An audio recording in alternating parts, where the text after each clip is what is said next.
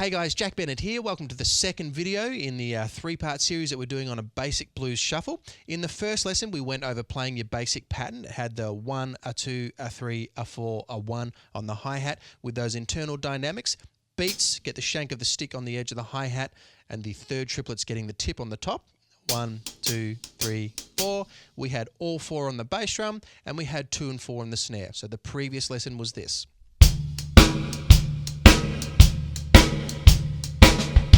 Alright, in today's lesson we're going to start adding some ghost notes. Now why do we play ghost notes? Why do we need them? What do they do? Do they add anything to what we're doing? Yes, they do. Basically, ghost notes serve a couple of purposes. They give us light and shade, so they give us internal dynamics and contrast of volume. Okay, so we still have our backbeat that's nice and strong on 2 and 4, but then we have these really soft notes underneath that. And in today's lesson, we're going to look at playing it first of all on the middle triplet of 1 and the middle triplet of 3.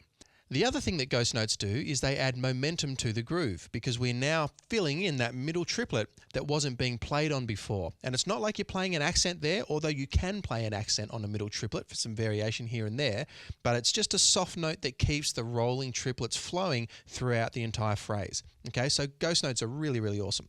So instead of just being this, 1, A2, A3, A4, A1. On beats 1 and 3 only to begin with, we're going to play a soft ghost note round about 2 centimeters from the drum. You're just going to drop the stick right in the center, and we're now going to get this. 2, 4. So 1, 2, 3, 4, 1. All right. Then when you put the backbeat nice and strong, and in this video I'm going with a rim shot on 2 and 4, you get 1, 2, 3, 4. 1, 2, 3, 4, 1. So a little bit faster, that sounds like this.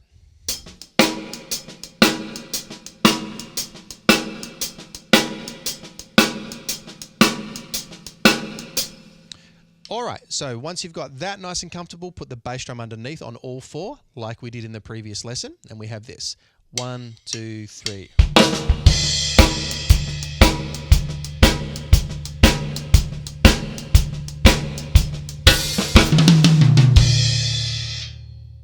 Okay, next one we're going to do is we've played on the middle triplets of 1 and 3.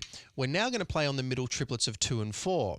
Now this gives us, or this presents, a new technique that we need to learn. There's a couple of names for it. There's the downstroke and there's the control stroke. I think I've seen Jojo Mayer call it the control stroke. And basically, I'll call it the downstroke. The downstroke is when you play a note, like the backbeat that we're playing on 2 and 4, then instead of picking the stick back up to play another louder note, you keep the stick down there, okay, so don't let it rebound, because we know that the very next note, 2 and or 4 and, is going to be a ghost note, because we're now playing ghost notes on the middle triplets of all 4 beats. 1 and a, 2 and a, 3 and a, 4 and a 1 are all ghost notes, okay? But the issue that we have is that, of course, we're still playing our backbeat on 2 and 4, and that's really solid. So how do we play a loud note and then immediately play a soft note? We play the downstroke, okay? And it's the exact opposite, by the way, although I'm not going to get into it. If we have to play a soft note then a loud note, we play an upstroke, okay? This is all different. This is all independent, I should say, of the actual techniques that you're using, whether it's, rebound stroke and so on. So it now looks like this.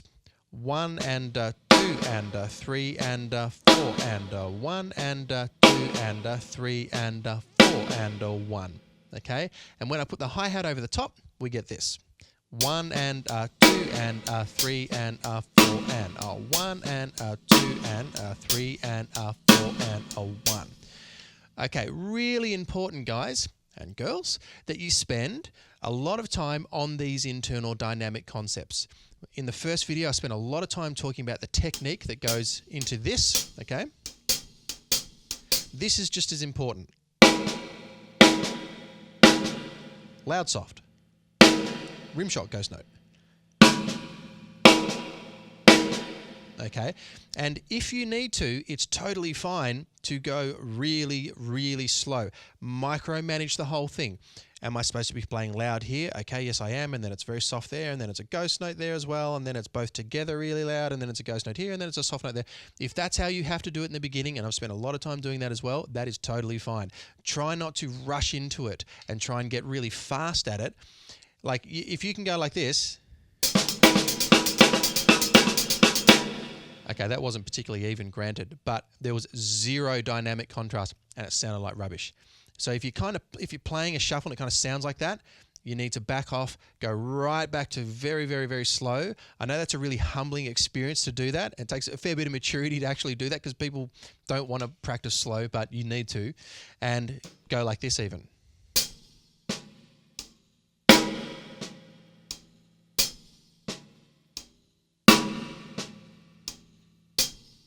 Okay, really slow. And then when you can do it, put the whole thing back together, and the final product, when you put the bass drum in, is this. 1, 2, 3.